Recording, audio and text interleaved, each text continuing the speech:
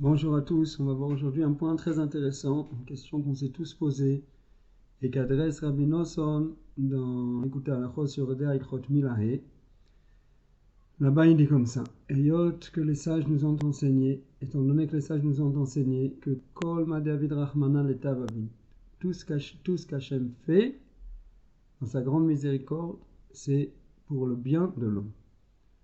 Alors, puisque c'est comme ça, comment c'est possible qu'en même temps Hachem nous ait demandé de prier quand on a des problèmes, quand on a des souffrances, quand on a des manques? Il nous a dit: adresse-toi à moi et demande-moi tout ce dont tu as besoin, ouvre ta bouche et je la remplirai. C'est a priori contradictoire, puisque tout ce qui m'arrive, c'est pour mon bien éternel. À travers ça, Hachem va me faire mériter la vie éternelle, le plaisir éternel de vivre en sa présence, de réparer mes fautes, la possibilité de réparer mes fautes et de me construire en tant que réceptacle de la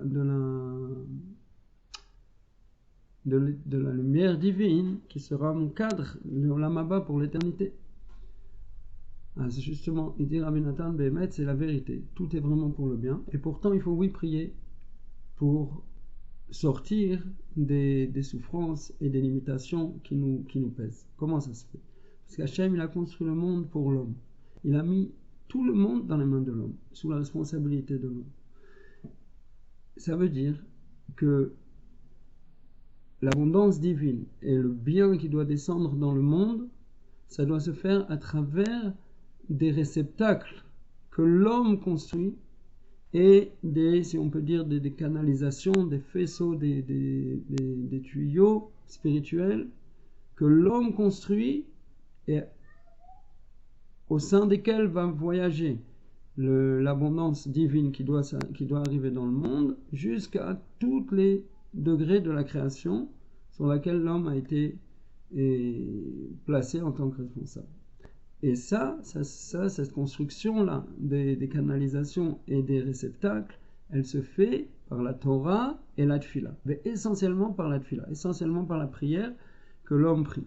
Donc en fait, comme ça c'est la Kavana Eliona. Ça veut dire, quand Hachem doit faire venir de l'abondance dans le monde, l'homme vit des situations où il est limité, où il sent une souffrance, il sent un manque. Il va lever les yeux au ciel, s'adresser à Hachem. Aide-moi, aide-nous, à prier pour lui-même, pour sa famille, pour tout le peuple d'Israël, pour toute l'humanité.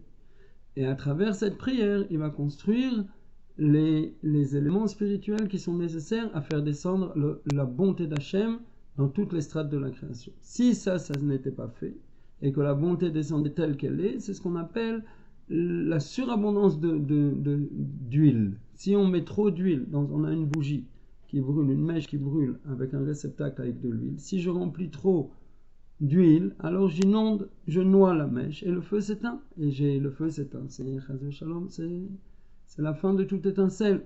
C'est plus néfaste que la Midatadin, plus néfaste que les durs jugements qui ont été envoyés avant ça. Donc Hachem envoie des situations difficiles pour qu'on s'adresse à lui, et qu'à travers cette prière, on va permettre de faire venir là où il y avait la difficulté, là où il y avait des limitations, on va faire venir l'abondance, la bonté divine sous une forme révélée. Mais cette bonté, elle ne pouvait pas se révéler sans notre prière.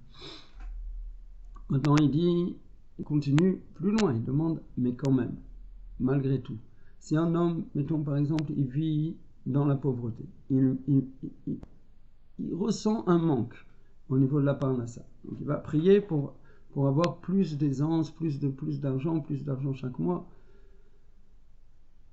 S'il avait ce manque, c'est que Hachem savait que c'est ça la situation dont il avait besoin. Et peut-être la richesse qu'il demande, elle est néfaste pour lui.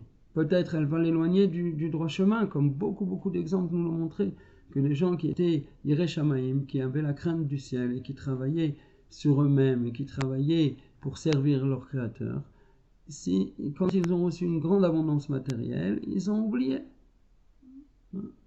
Et ils se sont éloignés petit à petit. Ils sont peut-être restés des bons juifs en extérieur, mais leur cœur était déjà occupé dans les affaires de ce monde, à gérer leur patrimoine, etc. Et c'était plus la même chose. Leur service divin, et voire parfois même dans certains cas, ils se sont complètement éloigné. Donc Hachem ne lui donne pas pour l'instant cette abondance parce qu'il sait que c'est pas bon pour lui. Alors là, il ajoute quelque chose. Rabbi nous enseigne que c'est avant de prier, il faut s'annuler et s'inclure dans l'unité absolue d'Hachem. Ça veut dire comprendre que tout est vraiment pour le bien. Tout tel que c'est maintenant, c'est pour le bien. Si j'ai un manque, même de santé ou de parnassa, c'est pour mon bien vraiment. Quand je ressens combien c'est tellement bien que je suis presque prêt à remercier Hachem pour cette situation-là, je conçois que l'unité absolue d'Hachem, elle est entièrement bonne pour toute la création, y compris pour moi, y compris dans les manques que je ressens.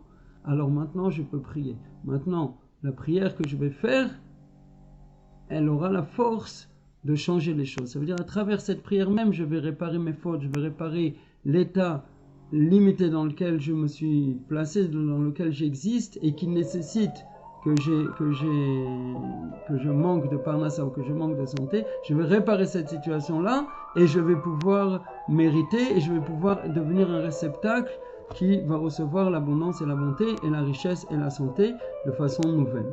Shem Ezakenu, Besrut Rabbi Nosson, Besrut Rabbeinu Akadosh, Sheniske Tamid Leitpalel Hashem, dans toute situation, lever les yeux et demander pour nous, pour tout Am Israël, pour tous nos proches, pour tous ceux dont on entend, un tel est malade, un tel a des problèmes de parnassa, un tel a des problèmes de shalom bayit. Même si on ne le connaît pas, on demande le nom, on prie pour lui. En faisant ça, on répare toute la création et on fait venir la bonté d'Hachem sous une forme dévoilée. On dévoile la miséricorde d'Hachem dans les strates les plus basses de la création et c'est vraiment le rôle de l'homme et c'est vraiment la raison pour laquelle toute la création a été mise en place. Que Dieu nous fasse mériter de réaliser cette chose-là au mieux de nos possibilités. Kol Haishois, à bientôt, Bezrat Hashem.